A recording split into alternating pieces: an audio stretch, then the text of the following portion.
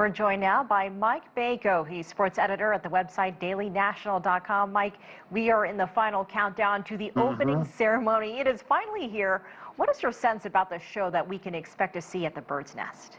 It will be a spectacular spectacle, not unlike what happened in 2008. The big difference between what happened in 2008 and what's going to happen with the opening ceremonies coming up is the spectator element. 91,000 spectators when this happened during the summer games, and no spectators this go around. Obviously, there'll be the athletes participating. There'll be the contingents from all of the nations. It's going to be a great experience for those athletes, but in terms of that vibrancy that accompanied the opening ceremonies in 2008, some of that will be tampered, not only because of what's going on because of COVID restrictions, but certainly in lieu of that, not having people in the stands will take away some element of it.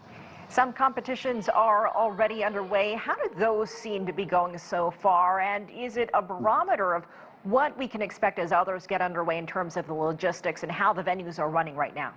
Yeah, certainly so far so good in terms of the events that have been going on. Some ice hockey has been going on, curling has been going on.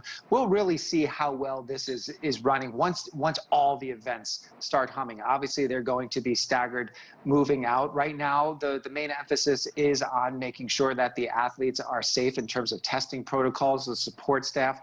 A lot of news coming out in terms of some of the positive tests.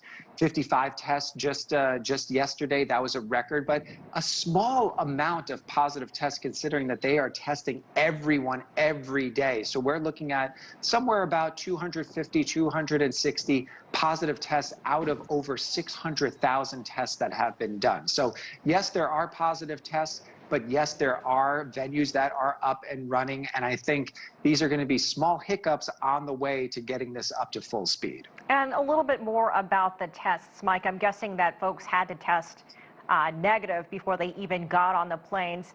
Let's talk about that as well as the closed loop system. Do you think that everyone that is arriving is in place with enough time to quarantine if needed to make their events? That's the big question. So obviously, if someone was testing positive, they would need to go into a quarantine system. 29 people tested positive just at the airport. They did a test, but then another 26 tested positive within the loop. So that's when it becomes a bit of a logistical nightmare in terms of the tracing of those athletes. Are those going to be athletes that test positive and then have an event happen in a couple of days? They're not going to be able to participate in that.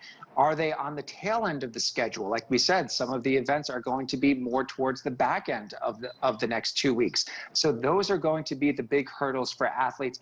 Obviously, everyone's safety is at a premium, but then the own athlete's self-interest comes in terms of, like, I want to continue to test negative. I've trained for this for the last 4 years. In most cases, you've trained for this for your entire life. You don't want one of those tests to derail your Olympic dream. So that's where the testing comes into play. It weighs heavily on the mind of all of these athletes that even though they're in this closed loop system, you never know what can happen. And we got to stay in tip-top physical shape. Mike Bako, we will see you again later on in our show. Thank you.